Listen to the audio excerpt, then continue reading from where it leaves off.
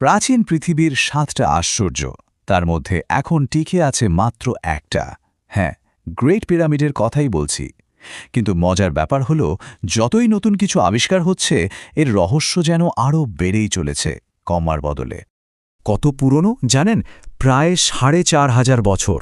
আর ভাবুন তো একবার, প্রায় ৪,০০০ বছর ধরে এটাই ছিল পৃথিবীর সবচেয়ে উঁচু স্ট্রাকচার। ৪,০০০ বছর। এটা বানাতে লেগেছিল ২৩ লক্ষ পাথরের ব্লক, আর কিছু কিছু ব্লকের ওজন ছিল ৮০ টনেরও বেশি, মানে কয়েকটা বিশাল হাতির ওজনের সমান। আর এই বিশাল পাথরগুলো আনা হয়েছিল প্রায় ৮০০ কিলোমিটার দূর থেকে। এর মোট ওজন শুনলে তো মাথা ঘুরে যাবে। ৫৭ লক্ষ টনেরও বেশি। আজকের দিনের যে বুর্জ খলিফা, তার চেয়েও প্রায় ১১ গুণ বেশি ভারী। ভাবা যায় একটা পাথরের স্ট্রাকচার। তো আসল প্রশ্নটা হলো, সেই সময়ে যখন শুধু তামা আর পাথরের যন্ত্রপাতি ছিল, তখন ঠিক কিভাবে এমন একটা বিশাল জিনিস বানানো সম্ভব হলো? চলুন আজ এই রহস্যটারই গভীরে ঢোকা যাক। তো চলুন আগে বোঝার চেষ্টা করি কাজটা ঠিক কতটা কঠিন ছিল প্রাচীন মিশরীয়দের জন্য। অনেকেই ভাবেন যে পিরামিডগুলো দাসদের দিয়ে বানানো, কিন্তু ব্যাপারটা একদমই তা না। প্রত্নতাত্ত্বিকরা প্রমাণ পেয়েছেন যে প্রায় ৩০,০০০ দক্ষ কর্মী এটা বানিয়েছিল। তাদের ভালো বেতন, খাবার, থাকার জায়গা সবই দেয়া হতো। এমনকি তাদের এক একটা টিমের বেশ মজার মজার নামও ছিল, যেমন ধরুন মেনকাউরের মাতাল বাহিনী। আচ্ছা, তাহলে বানানো হলোটা কিভাবে? এত বড় আর এত নিখুঁত একটা স্ট্রাকচার? প্রত্নতাত্ত্বিকরা কিন্তু এর পেছনে কিছু অসাধারণ কৌশলের কথা বলেন। যে থিওরিটা সবচেয়ে বেশি মানা হয়, সেটায় ৪টা স্টেপের কথা বলা আছে। Step 1, foundation. জলের চ্যানেল ব্যবহার করে প্রায় ১৩ একর জমিকে একেবারে নিখুঁতভাবে সমান করা হয়েছিল, মাত্র ২ সেন্টিমিটারের এদিক ওদিক। স্টেপ 2, পাথর কাটা। তামার ছেনি তো ছিলই, সাথে ছিল একটা দারুণ বুদ্ধি। পাথরের ফাটলে শুকনো কাঠ ঢুকিয়ে জল ঢেলে দেওয়া হতো। কাঠটা ফুলে উঠত আর পাথর ফেটে যেত। এরপর স্টেপ 3, ট্রান্সপোর্ট। বিশাল বিশাল পাথরগুলো ভেজা বালির উপর দিয়ে স্লেজে করে টেনে আনা হতো। এতে ঘর্ষণ প্রায় অর্ধেক কমে যেত। আর ফাইনালি স্টেপ 4, ব্লক ওপরে তোলা। মনে করা হয় পিরামিডের বাইরে আর ভেতরে দুদিকেই র্যাম্পের একটা জটিল সিস্টেম ব্যবহার করা হয়েছিল। তাদের ইঞ্জিনিয়ারিংয়ের বুদ্ধি দেখলে অবাক হতে হয়। যেমন ধরুন, গ্রানাইট পাথর, যা স্টিলের থেকেও শক্ত, সেগুলোকে ওরা ডোলেলাইট নামের আরেকটা পাথর দিয়ে পিটিয়ে পিটিয়ে শেপ দিত। পাথরগুলোকে ঠিকঠাক বসানোর জন্য জিপসাম মর্টার ব্যবহার করত। আবার নীলনদের যে বাৎসরিক বন্যা, সেটাকে বানিয়ে নিয়েছিল পাথর আনার একটা ন্যাচারাল হাইওয়ে। আর সবচেয়ে ইন্টারেস্টিং হলো, রাজার ঘরের ওপর যে লক্ষ লক্ষ টন পাথরের চাপ, সেটা সামলানোর জন্য ওপরে আরও ৫টা ফাঁকা চেম্বার বানানো হয়েছিল। মানে অসাধারণ বুদ্ধি। তো কিভাবে বানানো হলো তা তো না হয় বোঝা গেল, কিন্তু তার থেকেও বড় প্রশ্ন হলো কেন বানানো হয়েছিল এই বিশাল স্ট্রাকচার? সবচেয়ে চালু যে থিওরি, সেটা হলো এটা আসলে ফারাও খুফুর সমাধি। উদ্দেশ্য ছিল পরকালের জন্য তার শরীর আর ধন সম্পদ রক্ষা করা।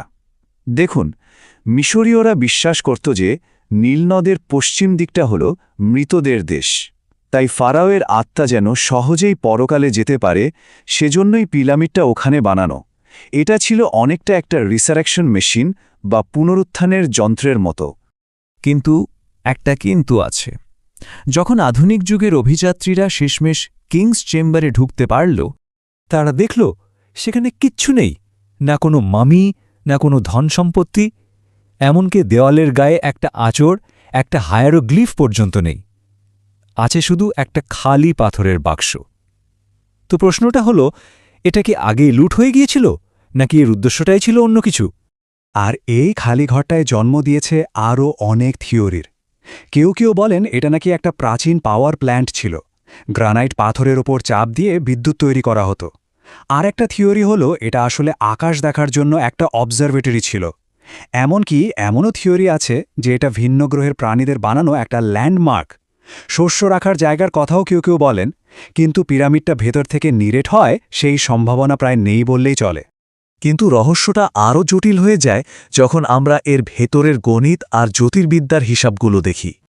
ভাবুন তো, কোনো কম্পাস ছাড়াই এর 4টা দিক একদম নিখুঁতভাবে উত্তর, দক্ষিণ, পূর্ব আর পশ্চিম দিকে ফেরানো।